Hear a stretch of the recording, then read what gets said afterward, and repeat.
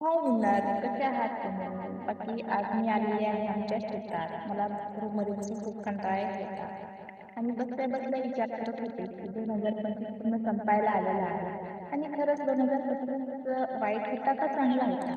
तसं विचार करायला गेलं तर थोडासा वाईट होता, पण त्यापेक्षा चांगला खूप होता. तर मी तुम्हाला सांगते. वाईट असा होता, की यामध्ये काही घटना झाल्या जसं की विमान क्रॅश झालं, अजून पाऊस जास्त पडला, जाळपोळ झाली दिल्लीमध्ये.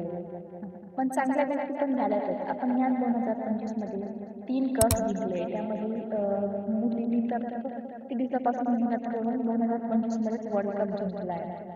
आणि त्याबरोबरच आपली जी-एस-टी पण कमी झालेली आहे 2025 मध्ये. आणि आताच समजले, की मला आपला जी-डी-पी पण वाढलेला आहे भारताचा. आर्थिकदृष्ट्या भारत मजबूत होत आहे. याच काळामध्ये ए-आय आला. ए-आयने लोकांना भीती दाखवली. आणि याच काळामध्ये आपण म्हणजे व्यवसायाकडे झुकलो आणि ए-आयचा वापर करून प्रत्येक दिवस नवीन स्किल शिकायला सुरुवात केली.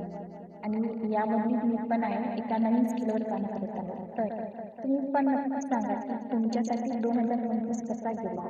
आणि खरंच तुम्हाला पण वाटते का 2025 होता चांगला होता का वाईट होता?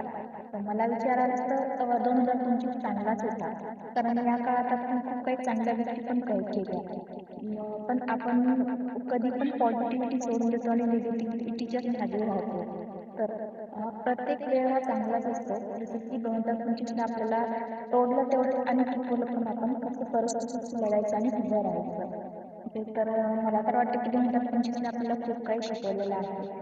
आणि एक गोष्ट नोटीस केली का 2025 हे वर्ष किती लवकर संपलेलं आहे. आणि असं म्हणतात ना, सुखाचे दिवस लवकर संपतात. तर बघा तुम्ही, की 2025 पण खूप लवकर संपलेलं आहे. तर ते चांगलं होतं म्हणूनच लवकर संपलेलं आहे, असं मला वाटते. बाकी तुमचे कमेंट्स मला नक्की सांगा. धन्यवाद. जय शंभूराजे, जय शिवराय.